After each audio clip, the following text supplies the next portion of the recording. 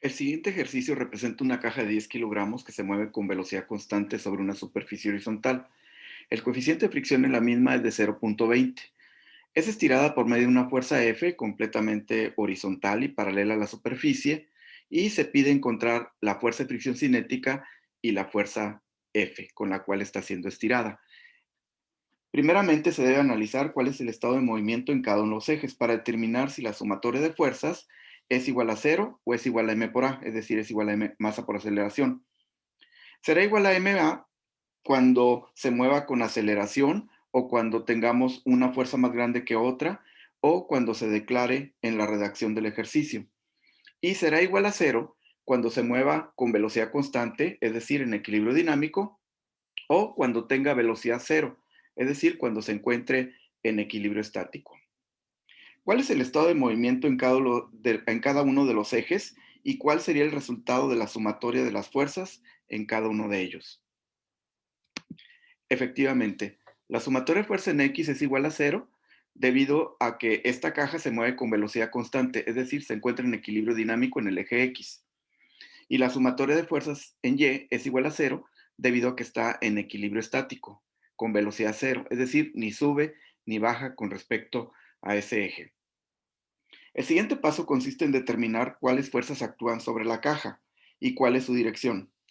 Pensando en las 5 fuerzas posibles, peso, normal, fricción, tensión y fuerza F, ¿cuáles fuerzas están presentes y cuál es su dirección?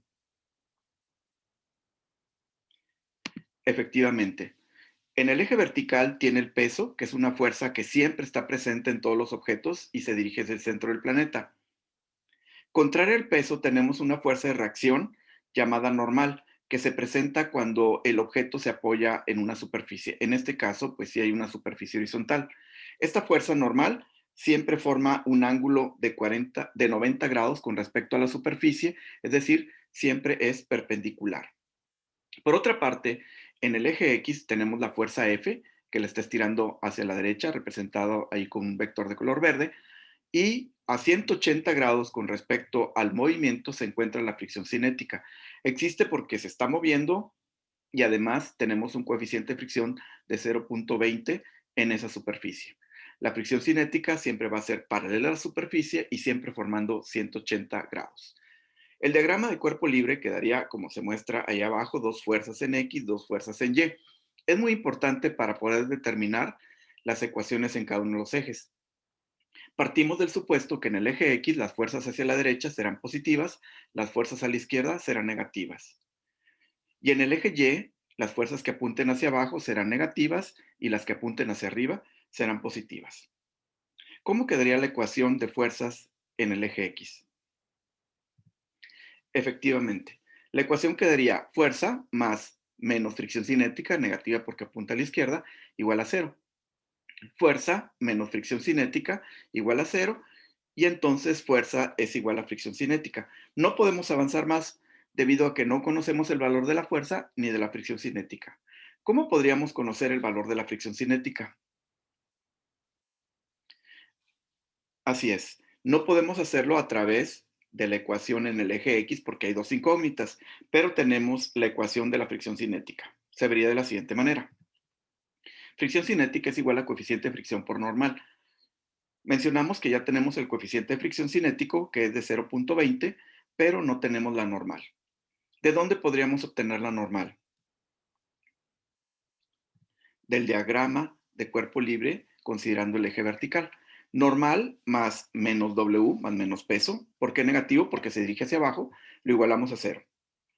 Normal menos W igual a cero, es decir, normal menos peso igual a cero, es decir, normal es igual a peso. Sabemos que el peso se calcula por el producto masa por gravedad. La masa en kilogramos, aquí en este caso sería de 10, y la gravedad de 9,8 metros sobre segundo cuadrado. Nos daría la normal de 98. Ahora sí podemos desarrollar la ecuación de la fricción cinética. Nos quedaría de la siguiente manera. Fricción cinética es igual a coeficiente de fricción de 0,20 por la normal, 98.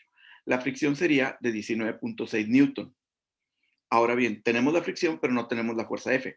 Pero si sabemos que son fuerzas iguales, entonces, pues la fuerza F también es de 19,6.